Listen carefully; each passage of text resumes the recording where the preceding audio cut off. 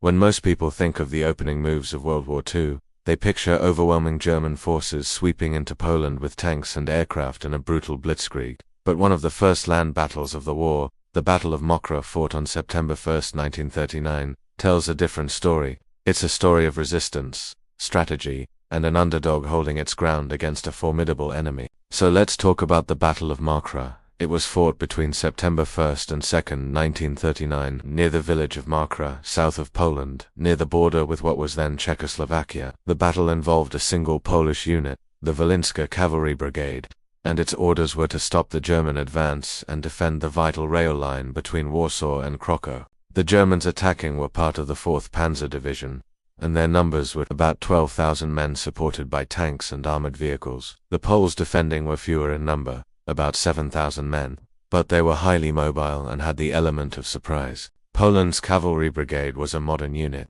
Despite its name, they were highly mobile infantry with anti-tank weapons, machine guns, and support from armored trains. They were well prepared and took up strong defensive positions in the woods and villages near Mokra. At dawn on September 1st, German forces attacked with tanks, infantry, and air supports. However, the terrain worked in Poland's favor. The narrow forest paths and marshes slowed the German advance, and Polish defenders used these to their advantage, inflicting heavy casualties and turning the attack into a rout.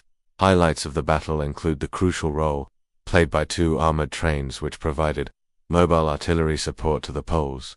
These trains inflicted heavy losses on the Germans while suffering minimal damage. Additionally, several Polish anti-tank guns were present at the battle, knocking out dozens of German tanks. Also, the Poles were able to repel numerous German attacks throughout the day with fierce resistance and strategic counterattacks. By the end of the day on September 1st, the Germans were forced to retreat, suffering significant casualties and equipment losses. Their positions were overrun and their supply and fuel dumps were destroyed.